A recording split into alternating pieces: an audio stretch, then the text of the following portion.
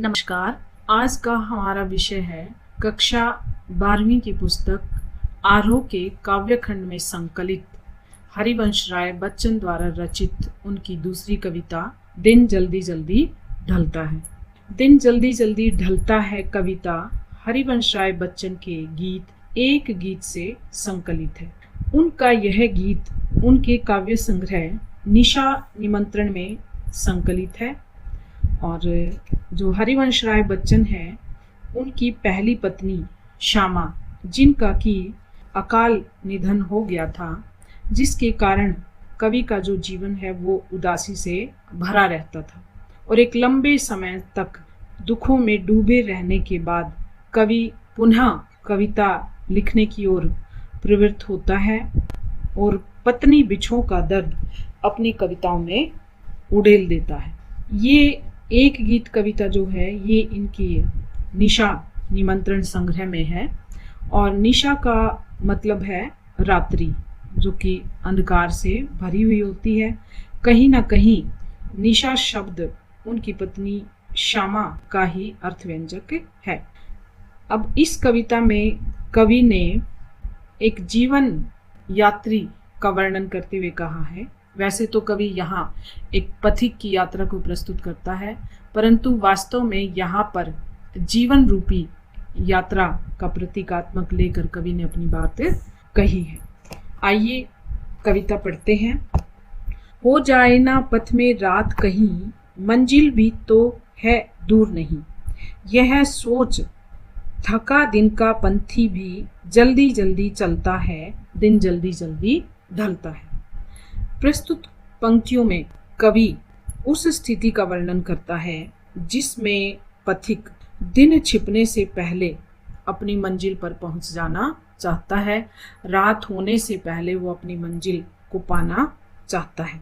कवि कहता है कि जो समय है वो गतिशील है, अपनी गति से आगे बढ़ता रहता है, वह कभी रुकता नहीं और समय की इसी गति को देखकर पथिक सोचता है कि ना जाने कब रात हो जाए।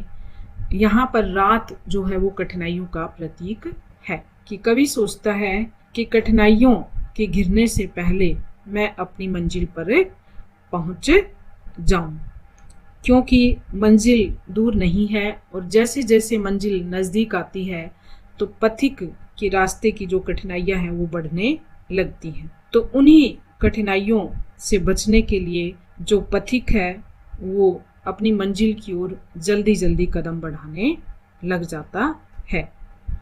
बच्चे प्रत्याशा में होंगे, नीड़ों से झांक रहे होंगे, यह ध्यान परों में चिड़ियों के भरता कितनी चंचलता है, दिन जल्दी जल्दी ढलता है। अब यहाँ पर कवि एक चिड़िया और उसके चूजों के माध्यम से यात्रा का वर्णन करते हुए कहता है कि बच्चे प्रत्याशा में होंगे। प्रत्याशा का अर्थ यहाँ पर उम्मीद से है, आशा से है और नीड का अर्थ है घोंसला।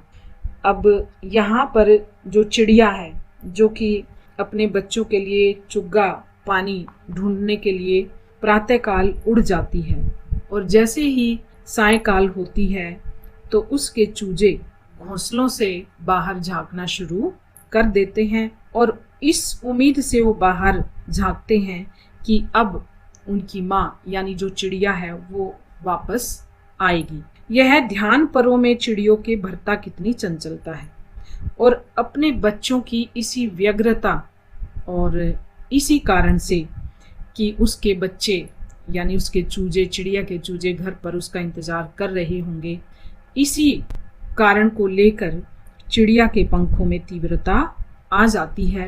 वह तेजी से उड़ने लग जाती है, जल्दी से जल्दी वह अपने बच्चों के पास पहुंचना चाहती है। अब यहाँ पर कवि ये कहना चाहता है कि जीवन में अगर जीने के लिए कोई संबल है तो संबल के सहारे ही व्यक्ति अपनी जीवन यात्रा को पूरा करता है। जिस तरह से चिड़िया को अपने बच्चों से मिलने की उम्मीद है, इसी उम्मीद के सहारे उसके पंखों में चंचलता आ जाती है, वो तेजी से घोंसले की तरफ उड़ जाना चाहती है। अब आगे कवि क्या कहता है, मुझसे मिलने को कौन विकल, मैं हूं किसके हित चंचल। यह प्रश्न शिथिल करता पद को, भरता उर्मे विह्वलता है, दिन जल्दी जल्दी ढलता है।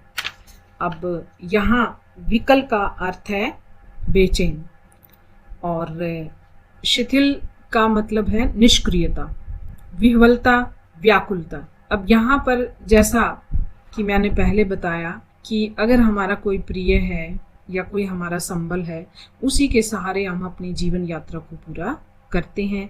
चिड़िया अपने बच्चों से मिलने के लिए तेजी से उड़ती है, परंतु यहाँ कवि के मन में प्रश्न उठता है, क्योंकि कवि जो है वो अपनी पत्नी से बिछुड़ चुका है, अपनी प्रेयसी से बिछुड़ चुका है। उसका जो जीवन है वो पूरी तरह से कष्टों में भरा हुआ है। और कवि कहता है कि मुझसे मिलने को कौन विकल, कि मुझसे मिलने के लिए कौन बेचैन होगा, मैं हूं किसके हित चंचल। कि जब मेरा कोई प्रिय मेरा इंतजार ही नहीं कर रहा, तो मैं किसके हित, किस कारण से अपने कदमों में चंचलता लाऊं, तेजी लाऊं। और जब यह प्रश्न कवि के मन में उठता है, तो इस प्रश्न से ही कवि के कदमों में निष्क्रियता आ जाती है। अगले ही क्षण उसके हृदय में व्याकुलता उत्पन्न हो जाती है और वह फिर चलने लगता है। और अंत में कवि कहता है कि यह दिन जो है वो बड़ी शीघ्रता से व्यतीत हो रहा है, दिन जो है जल्दी जल्दी ढल रहा है। वास्तव में इस कविता में कवि यही कहना चाहता है कि समय निरंतर गतिशील है, वो किसी का इंतजार नहीं करता, निरंतर चलता रहता है। इसीलिए समय के साथ कदम मिलाकर यात्री को अपनी यात्रा पूरी करनी चाहिए। अब नजर डालते हैं कविता के काव्य सौंदर्य पर। यहाँ पर जो कवि की भाषा है वो खड़ी बोली है।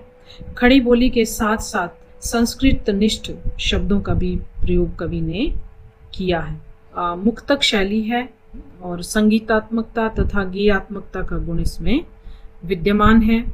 और कवि ने पथिक के मन में चल रहे अंतर्द्वंद्व को उजागर किया है।